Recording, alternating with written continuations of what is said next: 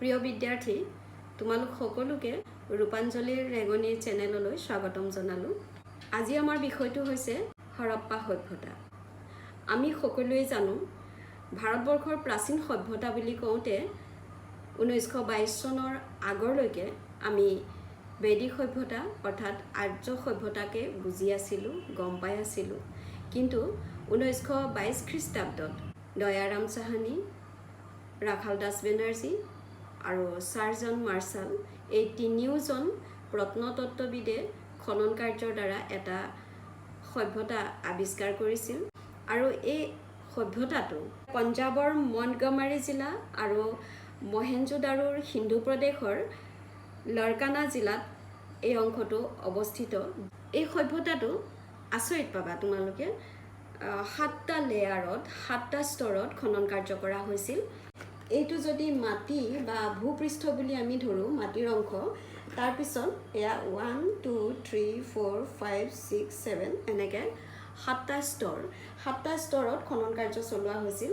এইটো প্ৰথম স্তৰ, এইটো দ্বিতীয় স্তৰ, এইটো তৃতীয়, এইটো চতুৰ্থ, পঞ্চম, ষষ্ঠ, সপ্তম। এই 7টা স্তৰৰ যিখিনি সভ্যতা ইয়াত আৱিষ্কাৰ কৰা হৈছিল, সেই সভ্যতাকেইটাক আমি 3টা ভাগত ভাগ কৰিছোঁ। এটা হৈছে আৰ্লি, এটা মেচিয়ৰ্ড আৰু এটা লেটাৰ। তাৰমানে আৰ্লি মানে প্ৰাৰম্ভিক পৰ্যায়, মেচিয়ৰ্ড মানে সম্পূৰ্ণ পৰ্যায়, লেটাৰ মানে শেষৰ পৰ্যায়। হায়াৰ ছেকেণ্ডেৰী পৰীক্ষাত অবজেক্টিভ কুৱেশ্যন আহে, মহেঞ্জোদাৰো শব্দৰ অৰ্থ কি? What is the meaning of the word Mohenjodaro? তেতিয়া তোমালোকে অৰ্থটো কি লিখিবা? মৃতকৰ সমাধি বা the mount of the dead. আৰু এটা প্ৰশ্ন আহে, কোন চনত আৱিষ্কাৰ হৈছিল এই সভ্যতা? সেই চনটো হৈছে 1922 চনত। জন মাৰ্শ্বালক কোন দুজন ভাৰতীয় প্ৰত্নতত্ত্ববিদে সহায় কৰিছিল? অথবা তিনিওজন প্ৰত্নতত্ত্ববিদৰ ভিতৰত যিকোনো এজনৰ নাম লিখিবলৈ আহে। প্ৰফেশ্যনেল মানে যিজন মানুহে যিটো কাম কৰি জীৱিকা নিৰ্বাহ কৰে, সেই মানুহজনক সেই কামটোক প্ৰফেশ্যনেল বুলি কোৱা হয়। জন মাৰ্শ্বাল এজন প্ৰফেশ্যনেল ব্যক্তি আছিল, তেওঁ আৰ্কিঅলজিষ্ট হিচাপে। তেওঁক সহায় কৰিছিল দুজন ভাৰতীয় লোকে, সেই দুজন হৈছে ৰাখাল দাস বেনাৰ্জী আৰু দয়াৰাম চাহানী। গতিকে এই 3টা নাম তোমালোকে মনত ৰাখিবা। এই 3টা নামৰ যিকোনো এটা নাম হায়াৰ ছেকেণ্ডেৰী ফাইনেল পৰীক্ষাত আহিব পাৰে। আৰু কোন চনত খনন কাৰ্য আৰম্ভ হৈছিল? 1922 চন। এই চনটো মনত ৰাখিবা। আৰু এটা মনত ৰাখিবা, মহেঞ্জোদাৰো শব্দৰ অৰ্থটো কি? তাৰপিছত এটা বস্তু মনত ৰাখিবা তোমালোকে, হৰপ্পা সভ্যতাটো খনন কাৰ্যৰ দ্বাৰা আৱিষ্কাৰ হোৱা এটা সভ্যতা। আৰু খনন কাৰ্য কেইটা লেয়াৰত হৈছে মই ইতিমধ্যে তোমালোকক দেখুৱাইছোঁ। 7টা লেয়াৰ মানে মাটিৰ তলত এটা এটা ষ্টেজকৈ খান্দি গৈ 7টা পৰ্যায়লৈকে খান্দিছে, তাৰপিছত আৰু খান্দিব পৰা নাই। এটা কথা তোমালোকে মন কৰা, যদিহে ঐতিহাসিক যিকোনো এটা পুৰণা এভিডেঞ্চ পোৱা যায়, তাৰপিছত যেতিয়া মানুহবিলাকৰ এৰিয়াবিলাকত জনসমাগমৰ এৰিয়ালৈ খান্দিবলৈ যাবলৈ হ'লে বহুত অসুবিধা হয়। সেইকাৰণেও খনন কাৰ্যত যথেষ্ট বাধা আৰু আহে সমাজৰ পৰা। এই সিন্ধু নদীৰ সভ্যতাটো খ্ৰীষ্টপূৰ্ব যুগৰ, খ্ৰীষ্টপূৰ্বটো বুজি পাইছা নহয়? এইডাল লাইন ইয়াতে যদি আমি 0 কৰিলোঁ, ঠিক এইখিনি ইয়াৰ পৰা এইফালে যিমান আগবাঢ়ি যাব সিমান খ্ৰীষ্টাব্দ, অৰ্থাৎ যীশুখ্ৰীষ্টৰ জন্মৰ পিছৰ সময়খিনি খ্ৰীষ্টাব্দ, আৰু এইফালে যিমান আগুৱাই আহিব এইটো খ্ৰীষ্টপূৰ্ব, অৰ্থাৎ যীশুখ্ৰীষ্ট জন্মৰ আগৰ সময়খিনি। আমাৰ যিটো সভ্যতা, হৰপ্পা সভ্যতাটো হৈছে এইখিনি সময়ৰ। হৰপ্পান চিভিলাইজেশ্যনটো খ্ৰীষ্টপূৰ্বৰ সময়ৰ। খ্ৰীষ্টপূৰ্বৰ সময়ৰ মানে এতিয়া আমি 2020 চনত বাস কৰিছোঁ। 2020 চনৰ লগত সেই খ্ৰীষ্টপূৰ্বৰ সময়খিনি আমি যোগ কৰিলে যিমান বছৰ পাম, সিমান বছৰ পিছলৈ আমি উভতি যাব লাগিব হৰপ্পা চিভিলাইজেশ্যনৰ কাৰণে। এতিয়া চোৱা, ইয়াত হৰপ্পা চিভিলাইজেশ্যনটো কোৱা হৈছে 2600 চনৰ পৰা 1900 চনৰ ভিতৰত। এতিয়া যদি আমি ইয়াত 2600 যোগ কৰিলোঁ, তেতিয়াহ'লে 4620 বছৰ। তাৰমানে আমি হৰপ্পা সভ্যতাটো 4620 বছৰ পুৰণি এটা সভ্যতা এতিয়া আলোচনা কৰিম। যিটো সভ্যতাৰ বিষয়ে কোনো কিতাপ নাই, যিটো সভ্যতাৰ বিষয়ে আমি এলিমেণ্টবিলাক সমলবিলাক অকল খনন কাৰ্যৰ দ্বাৰা উদ্ধাৰ হোৱা কিছুমান আৰ্কিঅলজিকেল অৰ্থাৎ প্ৰত্নতাত্ত্বিক সমলেৰেহে আমি সেই সভ্যতাখিনি উলিয়াই আনিম, বিশ্লেষণ কৰাৰ চেষ্টা কৰিম। তোমালোকে আৰু এটা কথা মন কৰিবা, এই সভ্যতাটো আমি যিহেতু ভাৰতীয় সভ্যতা বুলি কৈছোঁ, কিন্তু আজিৰ তাৰিখত যদি তোমালোকে চোৱা তেতিয়াহ'লে হৰপ্পা সভ্যতাৰ মেক্সিমাম এৰিয়া পাকিস্তানত পৰে। অৰ্থাৎ 1947 চনত ব্ৰিটিছৰ উপনিৱেশৰ পৰা যেতিয়া ভাৰতে এখন সম্পূৰ্ণ গণতান্ত্ৰিক দেশলৈ পৰিণত হৈছিলে, সেই সময়খিনিত কিন্তু ভাৰতবৰ্ষত দুটা ভাগত ভাগ হৈছিলে। এটা ভাগ পাকিস্তানত পৰিণত হৈছিলে আৰু এটা ভাগ ভাৰতবৰ্ষত পৰিণত হৈছিলে। গতিকে আমি যিহেতু 4600 বছৰ পুৰণি এটা সভ্যতা ইয়াত আমি আলোচনা কৰিছোঁ, আৰু 4600 বছৰৰ আগতে এখন বহুত ডাঙৰ বৃহত্তৰ ভাৰতবৰ্ষ আছিল। সেই সূত্ৰে আমি এতিয়া সৰহসংখ্যক পাকিস্তানত সোমোৱা এই সভ্যতাটো আলোচনা কৰিম। ইতিহাস বিষয়টো এনেকুৱা এটা বিষয় যিটো বিষয় আমি নিজেই আন্দাজত একো কথা ক'ব নোৱাৰোঁ। ফেক্টৰ ওপৰত, সত্য এটা বিষয়ৰ ওপৰত ইতিহাস জড়িত, আৰু সেইকাৰণে বিশেষকৈ এনেকুৱা এটা ইমান ডাঙৰ সভ্যতা এটা, এই সভ্যতাটো আমি সত্য কথাৰ ওপৰত ৰচনা কৰিব লাগিব, আৰু সেই সত্য কথা ৰচনা কৰিবলৈ আমাক কিছুমান সমল লাগিব। সমলবিলাক কি? ইয়াত আমি প্ৰাচীন সমল, প্ৰত্নতাত্ত্বিক সমলেৰেহে আলোচনা কৰিব পাৰিম, যিবিলাকক আমি আৰ্কিঅলজিকেল এভিডেন্স বুলি কৈছোঁ, প্ৰত্নতাত্ত্বিক সমল বুলি কৈছোঁ। সেই প্ৰত্নতাত্ত্বিক সমলবিলাকৰ ভিতৰত আটাইতকৈ ইম্পৰ্টেণ্ট সমল, সেই সমলটো এইটো, তাৰমানে মোহৰ, চিলমোহৰ। তোমালোকে মোহৰৰ শক্তি বুজি পোৱা? ভাৰতবৰ্ষত আজিৰ তাৰিখত আটাইতকৈ শক্তিশালী মোহৰটো কি তোমালোকে জানা? অশোক স্তম্ভ, যিটো মাত্ৰ এটকাৰ মোহৰ যদি মাৰি তোমালোকে তাৰ ওপৰত ছিগনেচাৰ কৰা তেতিয়াহ'লে আইনত পৰিণত হ'ব। যিবিলাক মোহৰ আমি হৰপ্পা সভ্যতাত পাইছোঁ, সেই মোহৰবিলাক আচলতে সেই সময়ৰ যিবিলাক ব্যৱসায় বাণিজ্য চলিছিল, সেই ব্যৱসায় বাণিজ্যবিলাকত অথেণ্টিচিটিৰ কাৰণে ব্যৱহাৰ কৰা হৈছিল। এতিয়া আমাৰ যেনেকৈ প্ৰিন্সিপালৰ চিল আছে, কোনোবা অফিচাৰৰ চিল আছে, কোম্পানীৰ মালিকৰ চিল আছে, কোম্পানীৰ চিল আছে, সেই তেনেকুৱাকৈ এই চিল মোহৰবিলাক আৱিষ্কাৰ হৈছে, আৰু সেই চিল মোহৰবিলাকৰ পৰাই যথেষ্ট তথ্য পাতি পোৱা গৈছে। তোমালোকে আৰু এটা কথা শিকি লোৱা, এপিগ্ৰাফি, হাতৰ আখৰ চৰ্চা, সেইটো এপিগ্ৰাফি বুলি কয়। এই চিলমোহৰত যিবিলাক আখৰ আছে, লিখাবিলাক সম্পূৰ্ণৰূপে উদ্ধাৰ কৰিব পৰা নাই। যেতিয়া উদ্ধাৰ হ'ব তেতিয়া হৰপ্পা সভ্যতাৰ আৰু ইনফৰ্মেশ্যন আমি পাম।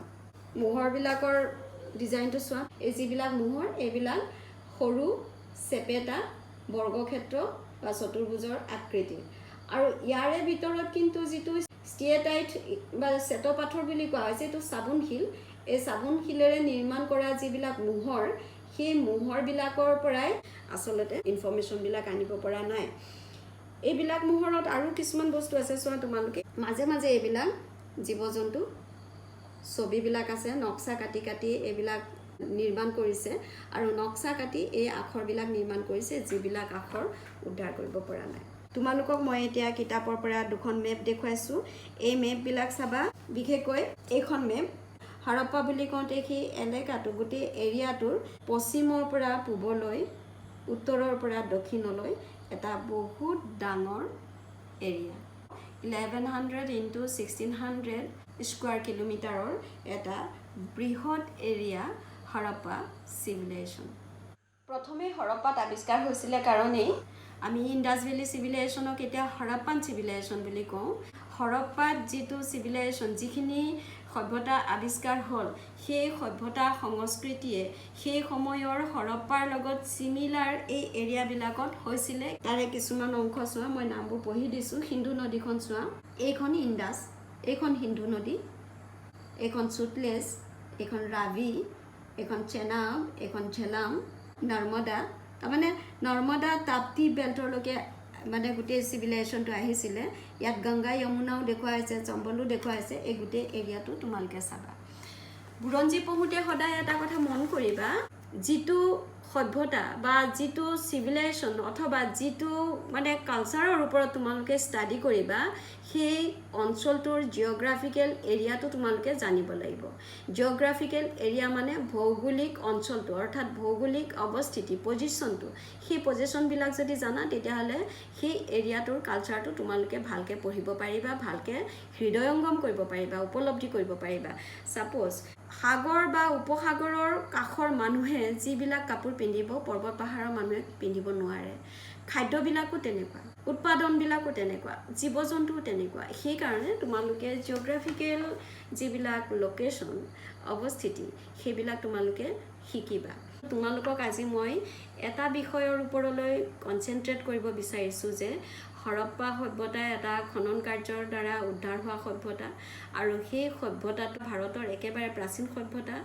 আৰু হৰপ্পা সভ্যতা কিন্তু প্ৰাচীন যদিও এটা চহৰীয়া সভ্যতা আৱাসগৃহ তাৰমানে বিল্ডিংছবিলাক সাজসজ্জা মাটিৰ পাত্ৰ হাথিয়াৰ অস্ত্ৰ শস্ত্ৰ এই সকলোবিলাক সঁজুলিৰ পৰা সমলৰ পৰা আমি হৰপ্পা সভ্যতাটো পাইছোঁ মানে হৰপ্পা সভ্যতা উদ্ধাৰ কৰিব পাৰিছোঁ হৰপ্পা সভ্যতা বুলি আমি হিন্দু সভ্যতাক কিহৰ কাৰণে কৈছোঁ সেইটো ইতিমধ্যে তোমালোকৰ আগত আমি আলোচনা কৰিছোঁ এই সভ্যতাটো বিভিন্নখন নদী আছে ৰৌপাৰ আছে কালিবংগান হাতদ্ৰু ৰাভি তাপ্তি নৰ্মদা নদীবিলাকৰ কাষে কাষে এই সভ্যতা গঢ় লৈ উঠিছিল আৰু প্ৰাচীন যিমান সভ্যতা প্ৰাচীন যিমান নগৰ সকলোবিলাক নদীভিত্তিক তোমালোকে জানা আমি হায়াৰ ছেকেণ্ডেৰী ফাৰ্ষ্ট ইয়েৰত যেতিয়া পঢ়িছিলোঁ তেতিয়াও ইউফ্ৰেটিছ আৰু টাইগ্ৰিছৰ মাজত মেছোপটেমিয়া সভ্যতা আমি পাইছোঁ নগৰ সভ্যতা পাইছোঁ তাৰপিছতো উৰুক মাৰি এনেকুৱা ধৰণৰ বহুত সভ্যতা পাইছোঁ যিবোৰ সভ্যতা সকলো নদীৰ কাষতেই গঢ় লৈ উঠিছিল সাংস্কৃতিক কিছুমান সমল পাম বিশেষ শৈলী মানে তোমালোকে গম পাইছা যিটো আচলতে শৈলীটো এটা ষ্টাইল হয় মেথড নিচিনা মানে যিকোনো কাম কৰিলে তাৰ এটা ষ্টাইল থাকে বিশেষ ধৰণৰ স্পেচিয়েল কিছুমান শৈলী আছিলে ষ্টাইল আছিলে তেনেকুৱা পুৰাতাত্ত্বিক সমলবিলাক পাইছোঁ শিলমোহৰ মালাগুটি কিতাপখন সম্পূৰ্ণৰূপে চাবা প্ৰতিটো পৃষ্ঠা লুটিয়াই চাবা প্ৰতিটো শব্দ চাবা তেতিয়া এনেকৈ কনচেপ্ট ক্লিয়াৰ হ'ব হায়াৰ ছেকেণ্ডেৰী ফাইনেল এক্সামত কেতিয়াও নেভাবিবা বুৰঞ্জীত নম্বৰ নেপায় 96 নম্বৰ মই দি থৈছোঁ পায় 100ও পাব চেণ্ট্ৰেল বৰ্ডৰ পৰীক্ষাত বুৰঞ্জীত 100ৰ ভিতৰত 100 পায় কাউন্সিলতো পাব যদি ভালকৈ লিখে নিশ্চয় নম্বৰ পাব অৱশ্যে দেউতাজনৰ লগতো কথা শিলমোহৰ মালাগুটি জোখমাপ শিলৰ মূৰ পুৰা ইটা জোখমাপ মানে তাত মানে ৱেইট এণ্ড মেজাৰমেণ্টবিলাক কৰা হৈছিলে সৰুৰ পৰা আৰম্ভ কৰি ডাঙৰলৈকে হৈছিলে পুৰা ইটা ব্ৰিক ইণ্ডাষ্ট্ৰী ডেভেলপ কৰিছিলে ইটাৰ ইণ্ডাষ্ট্ৰী আৰু ইটাৰ উদ্যোগবিলাক মানে জুইত পুৰাও আছিলে ৰ'দত শুকুৱাও আছিলে তেনেকুৱা ধৰণে আৰু দুই ধৰণে ব্যৱহাৰ হৈছিলে আমি সেইবিলাক পিছত আলোচনা কৰিম কিন্তু পুৰাতাত্ত্বিক সমলবিলাক ক'ত পাইছিলে কেৱল ভাৰতবৰ্ষতে পাইছিলে নেকি নাই পোৱা বহুত দূৰ দূৰণি অঞ্চললৈকে এইবিলাক মানে পুৰাতাত্ত্বিক সমলবিলাক পোৱা হৈছে কি কাৰণে পোৱা হৈছে আফগানিস্তান জম্মু বেলুচিস্তান গুজৰাট এনেকুৱা অঞ্চলবিলাকতো পোৱা হৈছে কিহৰ কাৰণে তাৰ মানে ব্যৱসায়িক ভিত্তিত তেওঁলোকৰ যিবিলাক গিভ এণ্ড টেক পলিচি বুলি কোৱা হয় দিয়া আৰু লোৱা এইটো সংস্কৃতিৰ যিটো নিয়ম কমাৰ্চিয়েল যিটো নিয়ম বাণিজ্যৰ যিটো নিয়ম সেইটো নিয়মত ওৰ পৰা তলৈ বস্তুবিলাক গৈছিলে আনিছিলে গতিকে এই যে পুৰাতাত্ত্বিক সমলবিলাক হৰপ্পাৰ সেইবিলাক বিভিন্ন অঞ্চলত পোৱা গৈছে য'ত পোৱা গৈছে তেনেকুৱা অঞ্চলবিলাকত আচলতে হৰপ্পা সভ্যতাই সেই অঞ্চলবিলাকত ঢৌৱাই গৈছে সেই অঞ্চলবিলাক হৈছে পঞ্জাৱ হাৰিয়ানা গুজৰাট ৰাজস্থান হিন্দু আৰু বেলুচিস্তানৰ